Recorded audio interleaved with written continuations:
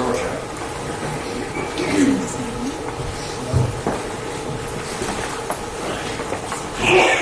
Thank you.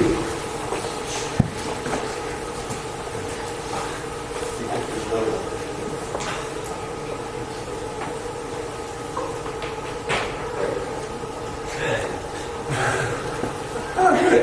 I got him. I might as well use them. I'm sure we've all started hearing the Christmas music everywhere you go, anywhere in any neighborhood store, wherever it is. Where we live, it all started back around Halloween. In some of the big stores, Christmas songs were already playing, Christmas merchandise was already out at Halloween time.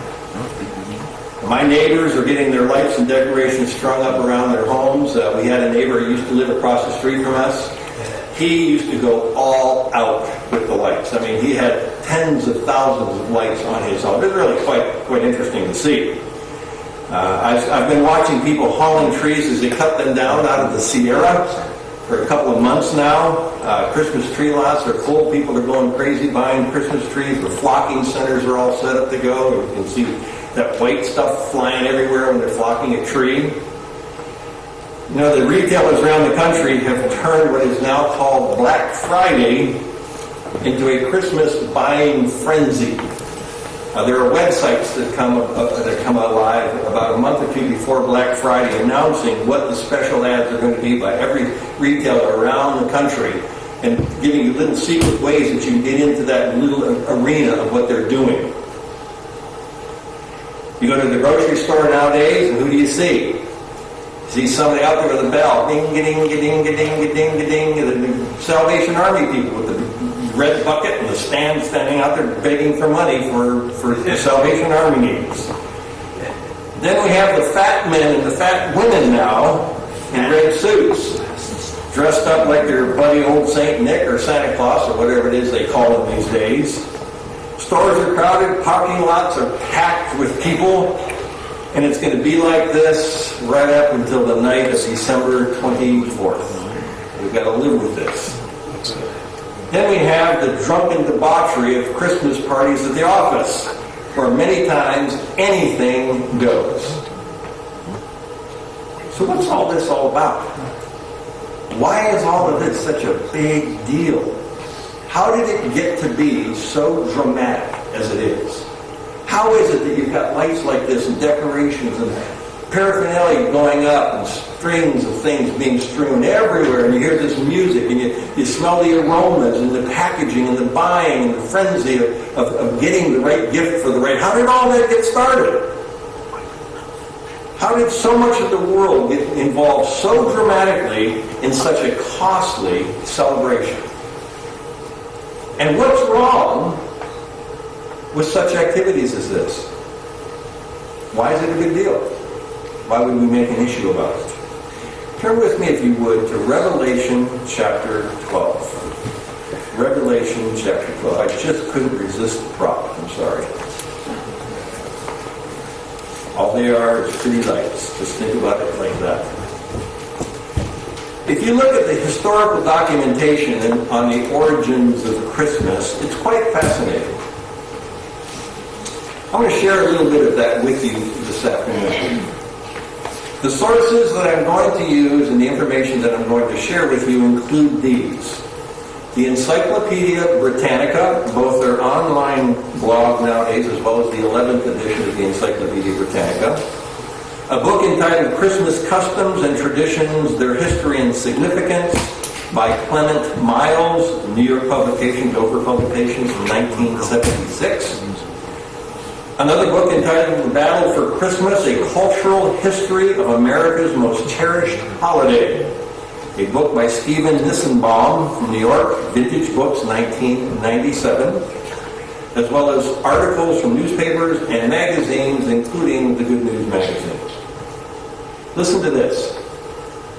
The origins of the holiday and its December date lie in the ancient Greco-Roman world, as commemorations probably began sometime in the 2nd century after Christ's death. Okay? So a couple hundred years after Christ died is when most of this got started. There are at least two possible origins for the December 25th date that is celebrated these days now. One, in the 3rd century, the Roman Empire, which at that time had not adopted Christianity, celebrated the rebirth of the unconquered sun, known as Sol Invictus, on December 25th.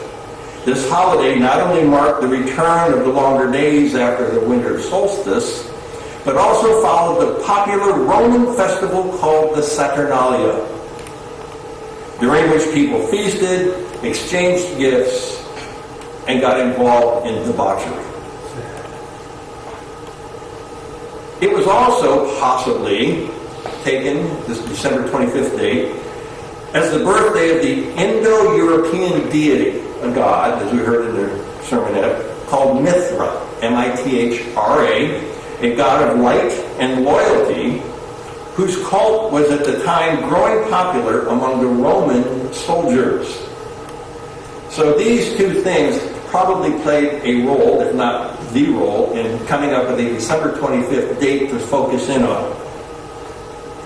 The church in Rome didn't formally celebrate December 25th until 336 AD, over 300 years after Christ, during the reign of the Emperor Constantine.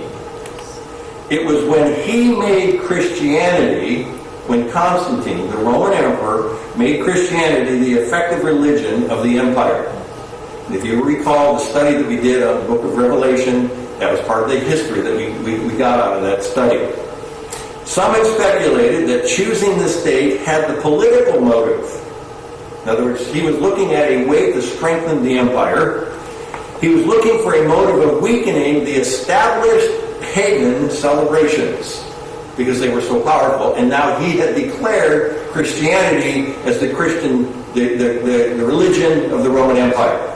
Okay? So he said, we need to figure out a way that we can appease all these pagan celebrations and these pagan worshipers and bring them under our wing, so if we can do some collaborating, maybe we can make things work for everybody, including him, Constantine. And all of these celebrations were held at this end of the December period of time back then. The date was not widely accepted in the Eastern Empire. Remember, the Roman Empire was the Eastern and Western Empire, and where January 6th was actually the date that they celebrated. And I can remember growing up as a child, my grandmother celebrated Christmas January 6th because she was part of the Eastern Orthodox religion. The Greek Orthodox is where she came out of. And they didn't go along with this December 25th date for another half century. So this went on for quite a long time. And Christmas did not become a true major Christian festival, this may shock some of you, until the 9th century. 800 years after Christ's death is the first time Christianity as a whole, it became a full-on Christian festival. 9th century. So, the Roman Church chose to incorporate the pagan worship, because there was many more pagans than there were Christians back in that point in time, into a holiday, and they said, well, we'll just call it Christ's birthday. And they did this arbitrarily. And you can go to Catholic literature, you can go to historical literature, you can go to any kind of literature you want to look up, and you will see them readily, openly admit it was totally created. They knew. Everybody knew. Jesus Christ was not born anywhere near December 20th. He wasn't born anywhere near December, let alone December 25th. And they readily accept this. They readily acknowledge it. They'll acknowledge it now. They just created it. So knowing full well that it wasn't, but they created a pagan worship into a Christian holiday. So what they did is they brought Christ in saying, well, we're going to celebrate his birthday, and we're going to use your pagan festival ceremonies to do it. We both win. The Christians win and pagans win. We're all one big happy family now. And that's the way he was looking at it. That's the way Rome was looking at it. That's the way the church is looking at it. How can we become all-inclusive? You ever heard that term? I've heard it a lot in the last 10 years. Why can't we be more all-inclusive? Well, in my research, I found out no one can conclude when Christ was born. only thing that they will conclude, and they all agree on, there is no disagreement here. Unilaterally, uniformly, all through history, the one thing they do agree on, it wasn't December 25th. Isn't that interesting? Everybody, any historian, church or non-church, all agree there's no way Jesus Christ was born on December 25th. Even the church that started it. How can this be? How does this happen? Have you ever asked yourself, how did that happen? How did people just arbitrarily say, okay, we buy into this? Well, it took 900 years for everybody to quote-unquote buy into it. And then they kept buying into it, as you'll see here a little bit later. Let's look at Revelation 12 and see what is probably the source of this confusion and chaos at such magnitude. Revelation 12, let's begin in verse 7. And war broke out in heaven. Okay, we're going all the way back in time. Way back before man. Way back. This could be millions of years. I don't know how far back this goes. So war broke out in heaven. Michael, one of the archangels, and his angels fought with the dragons. And the dragon and his angels fought. So we've got a battle going on between Michael and his angels and Satan and his angels. But they, the dragon and his angels, did not prevail, nor was a place found for them in heaven any longer. They were booted out because of their rebellion. So the great dragon who is cast out, verse 9, that serpent of old, referring back to Genesis, called the devil and Satan. I mean, God makes absolute pristine clarity here about who he's talking about. There's no wiggle room here. Devil and Satan, who deceives the whole world. He was cast to the earth, and his angels were cast out with him. The only option he has now is to confuse the earth. He has no longer the influence in heaven that he once had. So he took all of that energy, all of that power, all of that majesty in his mind, and he brought it down to the earth. Satan has set into motion a system of confusion to keep people away from understanding God's way of life and God's plan of salvation for all of mankind. You see, and I'm going to show you this before we end the sermon. When you take something like Christmas and get people all emotionally worked up about it and enthusiastic for it and jumping on the bandwagon and can't wait till it comes around again, they get all worked up about this. What they do is they go on a track that puts them way off track about God. Way off track about God's plan for man. Way off track about what God's trying to do things his way. It's man's way. And they tell you that. We chose to do this. I had the authority. I was the emperor. I chose to do this. The Pope later says, I chose to do this. And he changed it. Why? Because I'm him. I'm God, Christ incarnate. I'm the all-powerful. I'm a man, but yes, I'm powerful. I can do this. And people buy it. Now, if you stop and think about it, there's no logic there. None. The only logic is getting more people to appeal to you. Getting more people to jump on your bandwagon. Getting more people to say, yeah, to laud you. But it makes no logical sense why people would do this. There's only one explanation for it. Satan has confused man's mind so much that man's willing to accept something like this and buy into it. And the majority of Christianity buys into it every single year. It's interesting that we just celebrated Thanksgiving a couple of weeks ago. Because of its known pagan origin, those pilgrims that we talked about in that sermon that I gave last week, and the history of Thanksgiving, many of you know about the pilgrims coming over and celebrating the first Thanksgiving. When they first got to this country, Christmas was banned because they knew its pagan origin.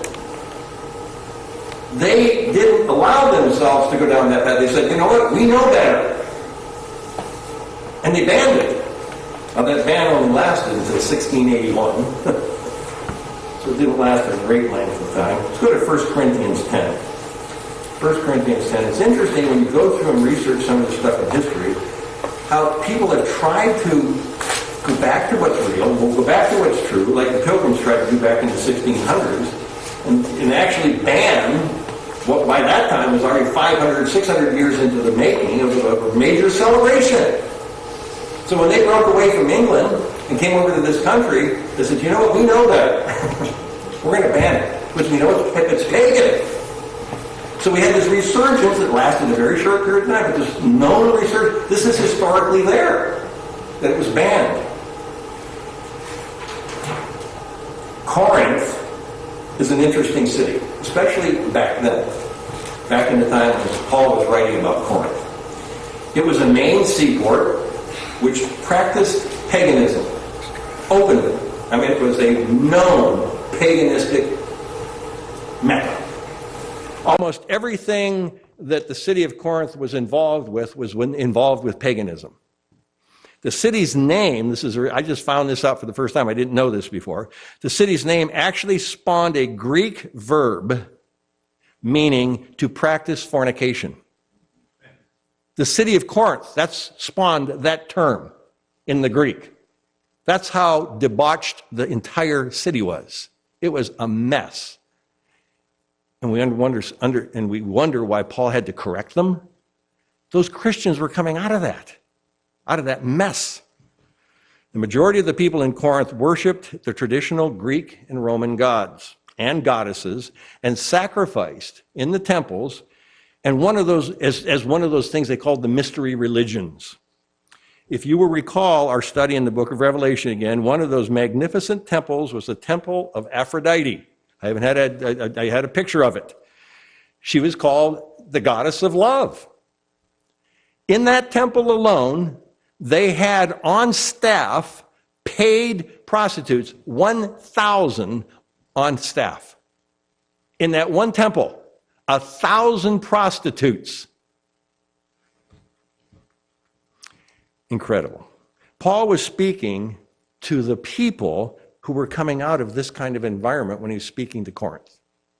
And it's good, I think, to understand that when you read about how Paul addressed Corinth. Let's look at 1 Corinthians 10, verse 20.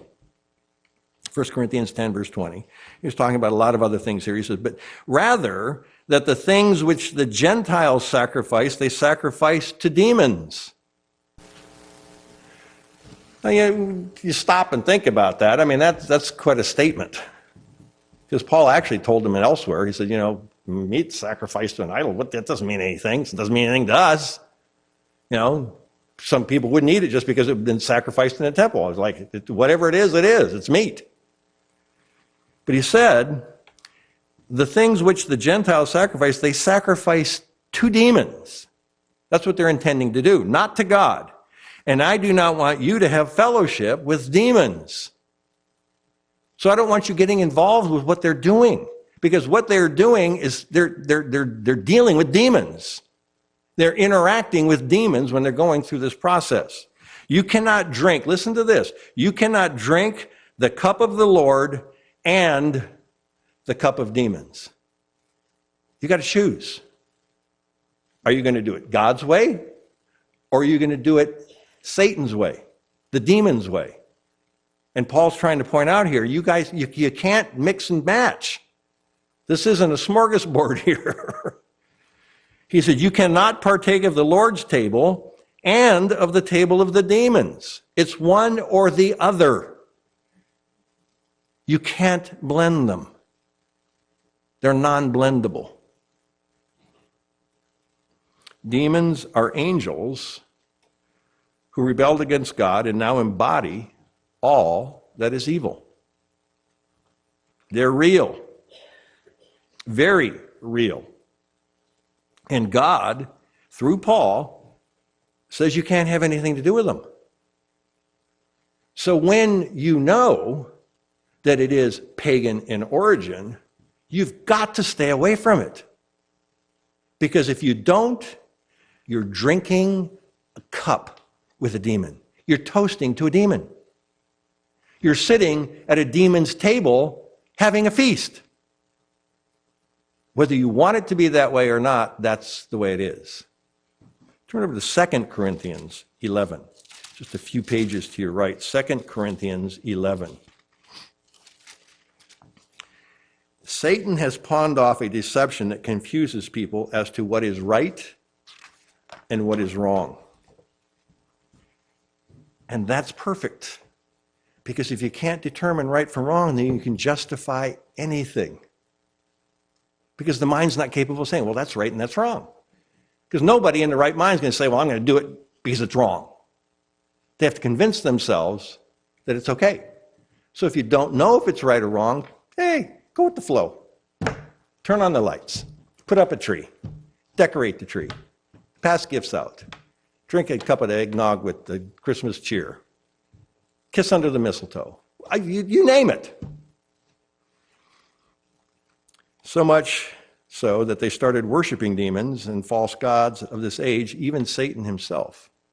That's what happens. You go so far and then it starts going further. Paul pointed out practicing any form of paganism is not harmless. It destroys people's orientation from God to Satan. It destroys their orientation. It makes it impossible to draw the line. If they can't determine black and white. Everything becomes gray. Therefore, you can justify accepting it. Because we see no black and white. That's what Satan wants to have happen. And that's the insidiousness of this whole thing. It started way, way, way back when with confusion and saying, you know what? What was Satan's motivation? We can overthrow God. I know we can. We can be better than him. We can be bigger than him. And he convinced a third of the angels to buy into that. He's good at selling nonsense. Really good. And what he did is he appealed to Constantine, who is already the emperor, who is considered a god by the Romans. Wouldn't you like to be God to everybody? Can you imagine the appeal that had to be to Constantine's mind? And Satan said, you know what? Let me show you how. Let's take Jesus Christ, this guy that you declared as the leader of the religion that we're following now, and we'll say this is his birthday, and we'll combine it with all the Saturnalia stuff, and we'll get all of them to join us, all of them to join us, and you'll be God of everybody. That was the appeal. The appeal was identical to what Satan did to his demons. He's good at it, brethren. Really good at it. Let's take a look here. 2 Corinthians 11, verse 13. He said, for such, talking about all these practices that are going on, for such are false apostles, deceitful workers, transforming themselves into apostles of Christ. They're actually putting on such paraphernalia and verbiage and dialogue and interaction and stuff. They actually make themselves start looking like they're an apostle of Jesus Christ, but they're actually apostles of demons. He said, and no wonder, verse 14, for Satan himself transforms himself into an angel of light. Light. Decorative lights. He's transforming himself into anything he wants it to be, and people are buying into it. People go out and buy the lights. They put them up. They string them on a stage. They put them on their houses. The angel of light is alive and well. He said, therefore, in verse 15, it is no great thing if Satan's ministers, also transform themselves into ministers of righteousness, whose end will be according to their works. They're going to get what's coming to them eventually. He said, it may look like Nothing's being done, like God's turning a blind eye to this. He's not.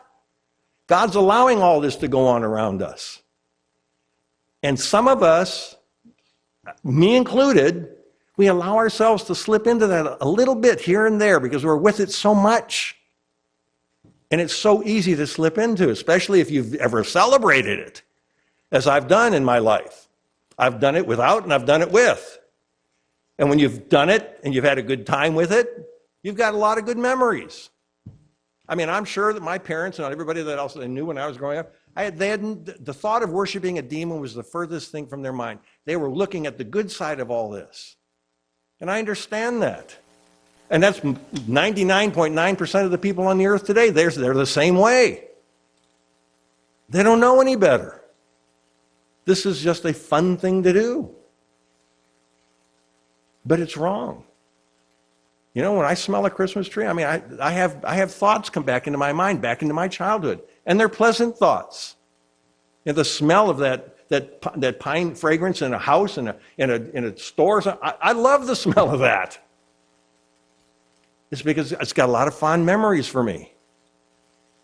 And a lot of the things associated with all that. Okay, those are things that a lot of people have dealt with all their lives.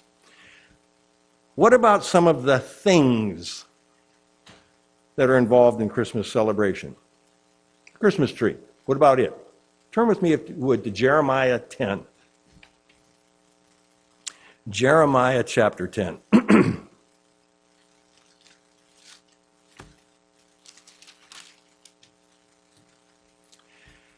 Just as early Christians recruited Roman and Greek pagans by associating Christmas with the Saturnalia, so too worshippers of another cult called the Asherah cult, A-S-H-E-I-R-A, Asherah cult, and all of its offshoots, and there were many of them. They were recruited by the church in Rome, sanctioning Christmas trees. That seems like an odd thing to bring in, doesn't it?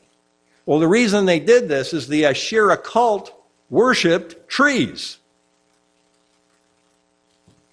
And they used to go out in the forest and cut the tree down, bring it into their home, pound it down with nails to keep it upright, because you can't keep a tree upright once you've cut it down, put it in water to keep it relatively alive, decorate it, and then worship it. They created their own God. They would bow down to it. They would say prayers to it. They would counsel with it. And they thought, well, what a great idea. We're broadening our horizons. So they went after this cult and started drawing them in. Pagans had long worshipped trees in the forest, or brought them into their homes and decorated them, and this observance was adopted with a Christian veneer by the Roman Church.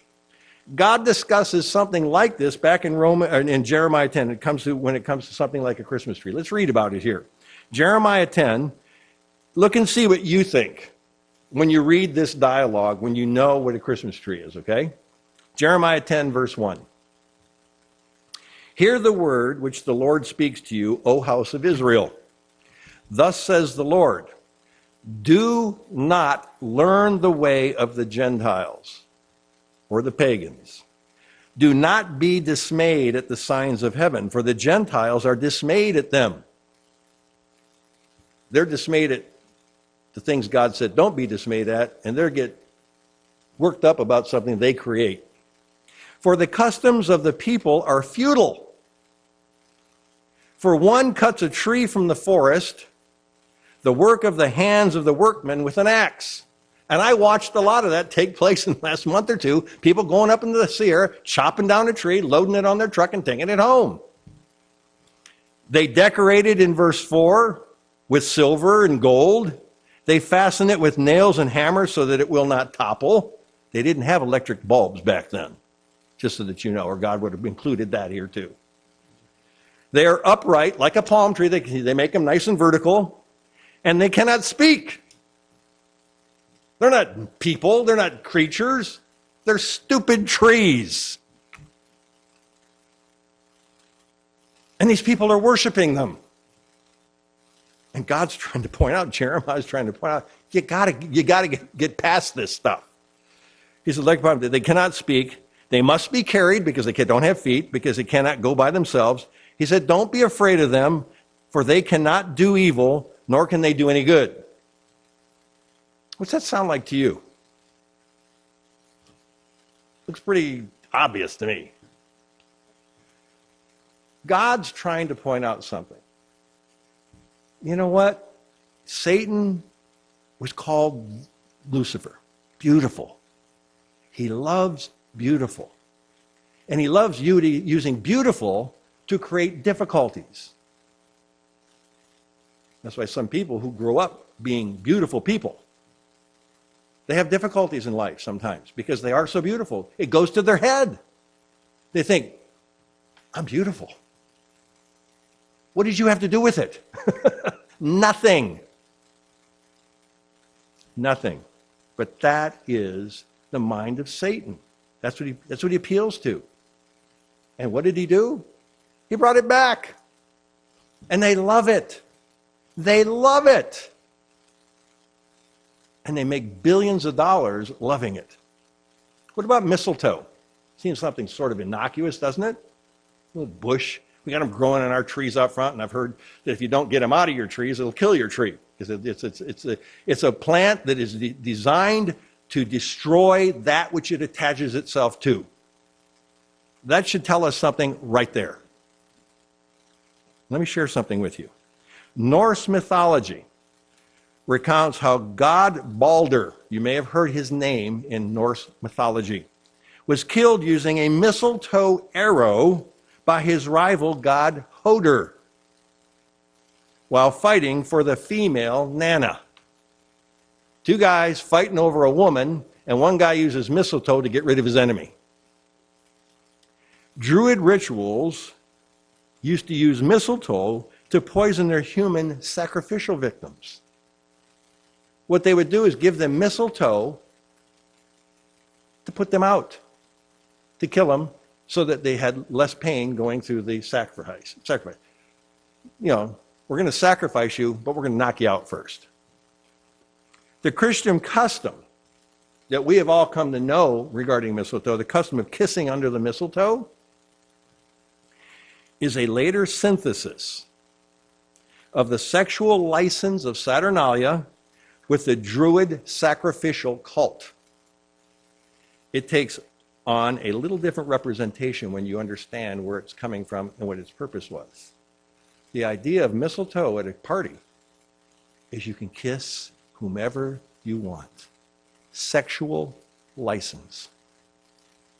And the intent was, take that one and destroy the person that person is attached to. That was the whole idea. It's meant to destroy. It's meant to kill a relationship. Turn over to Romans 1. Romans chapter 1. This stuff starts meaning something different when you realize some of this history, doesn't it? Finally, I'm going to just mention one last thing. What about the origin of Saint Nick or Santa Claus? Let me share a little bit with you about Nicholas. Nicholas, who became Saint Nicholas, was born in Ferrara, Turkey in 270 AD, almost 300 years after Christ. And later he became a bishop of Myra, one of the regions. He died in 345 AD on December 6th. Nicholas died on December 6th. This has significance that we will see in just a minute or two. Nicholas was not named a saint until the 19th century, the 1800s. That's how new St. Nicholas, that's how new Santa Claus is in the whole celebration of Christmas. It's only been 200 years. And that's a small amount of time when you start considering all this. One of the important items about Nicholas was that he was among the senior bishops. This is important to understand. This is why he became a saint later on. He was among the most senior bishops who convened at the Council of Nicaea in 325 AD and set in motion Sunday worship in the Kingdom of Rome. By the decree of the Emperor Constantine, and later established Christianity as the state religion upon his quote-unquote conversion. I'm sure that was a total farce. In 1087, okay, we're talking 700 years later, 1087, a group of sailors who idolized Nicholas back then moved his bones from Turkey to a sanctuary in Bari, Italy. This may seem like nothing, but it will in a second. There, Nicholas supplanted a female boon-giving, which means wish-fulfilling, a female who granted wishes in her death. She had a temple there in Italy. These sailors took Nicholas's bones and supplanted her bones with his bones in this sanctuary. She was called the grandmother, or Pasqua Epiphania, who used to fill the children's stockings with her gifts. That's where that came from. The grandmother was ousted from her shrine at Bari, which became the center of the Nicholas cult. There was a cult following of Nicholas back then. Members of this group gave each other's gifts during a pageant they conducted annually on the anniversary of Nicholas' death, December 6th. The Nicholas cult spread north until it was adopted by the German and Celtic pagans. They bought into this. They got this guy that they could worship now, who came from this Christianity source. So there was a link to Christianity again, and they loved it. So these groups worshiped a pantheon led by Woden, which you may have heard, their chief god, and the father of Thor, Balder, and Tui, T-I-W. Woden had a long white beard and rode a horse through the heavens one evening each autumn. All Norse theology, historical stuff. When Nicholas merged with Woden, which they did, he shed his Mediterranean appearance, grew a beard, mounted a flying horse, rescheduled his flight for December, and started donning heavy winter clothing because it was so much colder. In a bid for pagan adherence in Northern Europe, the Roman Catholic Church adopted the Nicholas cult specifically and taught that he did and that they should distribute gifts on December 25th instead of December 6th because we're combining forces again. And they had already instituted the December 25th date earlier. This tied the date closer to the Saturnalia and the pagan worshippers that was following that. In 1809, the novelist Washington Irving, whom many of you have heard and read, wrote a satire of Dutch culture entitled Knickerbocker History. The satire refers several times to the white-bearded, flying horse-riding St. Nicholas using his Dutch name, Santa Claus. The Dutch did it. Dr. Clement Moore, a professor at Union Seminary, read Knickerbocker history, and in 1822, the 19th century, remember that's when all this became the big thing, he published a poem based on the character Santa Claus. Let me read a word or two of it. "'Twas the night before Christmas, when all through the house not a creature was stirring, not even a mouse. The stockings were hung by the chimney with care, in hope that St. Nicholas soon would be there." Moore also innovated the whole concept by portraying a Santa with 8 reindeer in some of his other writings, and the reindeer started descending through chimneys. They had supernatural powers now, and it became more and more exciting to everybody seeing it. The Bavarian illustrator Thomas Nast almost completed the modern picture of Santa Claus. From 1862 to 1886, 20-some years, based on Moore's poem, the one I just read to you, NAS drew more than 2,200 cartoon images of Santa for Harper's Weekly, the magazine. And Santa became a national phenomenon because of a joke by a guy who read a book. Before Nast, St. Nicholas had been pictured as everything from a stern-looking bishop to a gnome-like figure in a frock. Nast also gave Santa a home at the North Pole, his workshop filled with elves, and his list of the good and bad children of the world. All Santa was missing was his red outfit.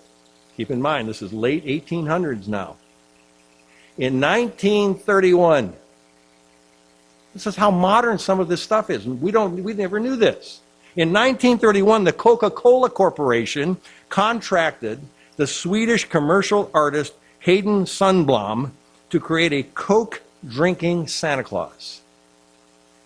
Sundblom modeled his Santa on his friend Lou Prentice, chosen for his cheerful, chubby face. The corporation insisted that Santa's fur-trimmed suit be bright Coca-Cola red. And Santa was born.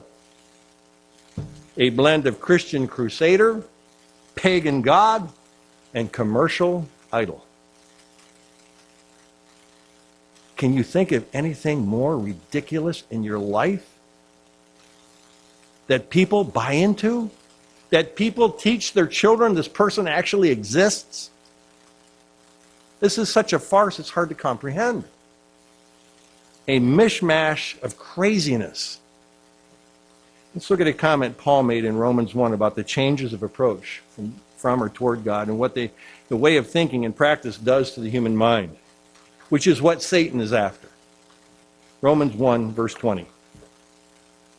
Romans 1:20. For since the creation of this world, his invisible attributes are clearly seen, if you're just willing to look, being understood by the things that are made, even his eternal power and Godhead, so that they are without excuse. Because although they knew God, they did not glorify him as God, nor were thankful, but became futile in their own thoughts, and their own foolish hearts were darkened. Professing to be wise, they became fools. I just read it to you. And changed the glory of the incorruptible God into an image made like a corruptible man, and birds and four-footed animals and creeping things, and flying horses. Therefore God also gave them up to uncleanness in their lusts of their hearts, to dishonor their bodies among themselves, mistletoe and parties, who exchanged the truth of God for the lie, and worshipped and served the Creator rather than the creature rather than the Creator, who is blessed forever. Amen. Celebrations like Christmas turn man's heart away from God, not toward him and toward Jesus Christ. 2 Timothy 4. 2 Timothy chapter 4. We'll see another statement by Paul here. 2 Timothy 4, showing us that practices like Christmas can cause us to lose sight of the plan of God for salvation, and how it's going to affect all of mankind. What a great thing for Satan to do, to confuse man's mind with that. He's get their man's mind off of that. He's got him right where he wants him. Paul knew how insidious some of these practices are and how they appeal to the emotion of people instead of the truth.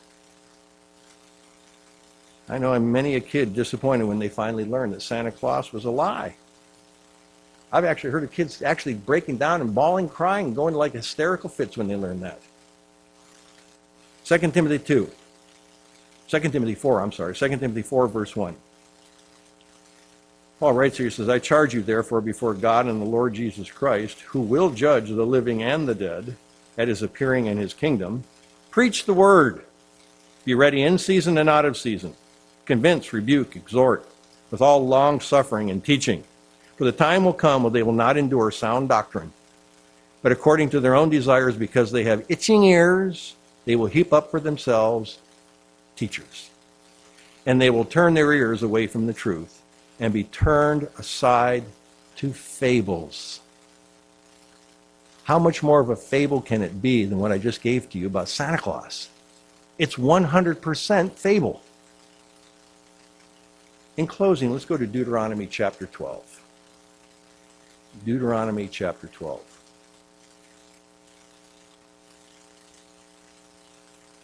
I hope that we've learned that incorporating any form of paganism into our worship is a complete violation of the instruction of God and his people, to his people. Remember, Paul called this whole approach to life as though we were sitting at the table of demons. It's not a very good place to be sitting, is it? As we have seen with a little bit of research, anyone can learn. They can learn that the Christmas tree, mistletoe, Santa Claus, and even the date December 25th are rooted in paganism, not the Bible.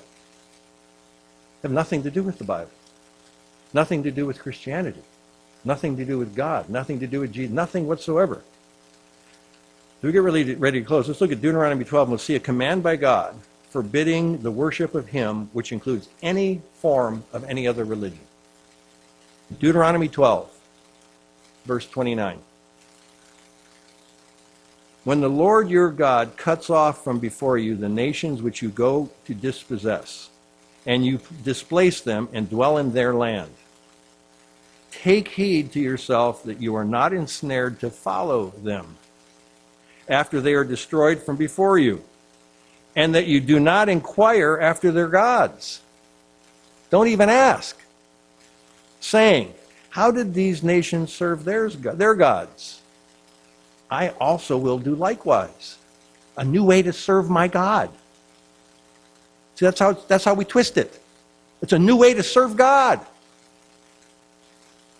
He says in verse 31, you shall not worship the Lord your God in that way. For every abomination to the Lord which he hates, they have done to their gods.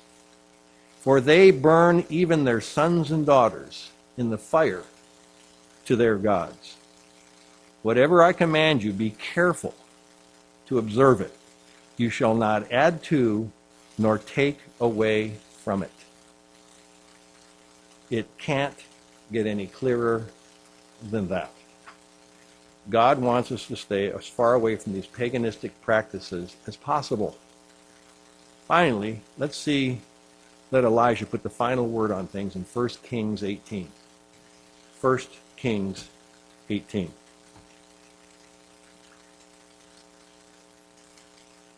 First Kings. Our buddy Elijah, who we studied about. We are forced, brethren, by Scripture to ask ourselves hard questions at times like this, especially in this season. I mean, this is the all-encompassing one. God's people have always had issues making the right decisions. From Genesis to Revelation, God's people have a tough time making the right decision. It's a fact of life. Elijah puts it in terms that are easy to understand. That's why I chose to close with this. Basically, he asks, do you want to follow God or do you want to follow Satan? It's either or. 1 Kings 18, verse 20. 1 Kings 18, verse 20. So Ahab sent for all the children of Israel and gathered their prophets together at Mount Carmel. And after they'd done all that, Elijah came out to all the people and he said, how long will you falter between the two opinions? How long is it going to take you to decide which way you're going to live your life? If the Lord is God, follow him. But if Baal's God, follow him. But the people answered him not a word. They couldn't make a decision. It wasn't until he started doing these grandiose miracles that he finally got some of them, but very few of them to see it. See, the appeal of this other stuff is so strong. It's so dominating. It's so all-encompassing that it's hard to turn away from completely. And it's hard to make a decision sometimes to say no or to say yes. But God said it before us. Do you want to sit at my table or do you want to sit at Satan's table? The choice is ours. Have a great Sabbath.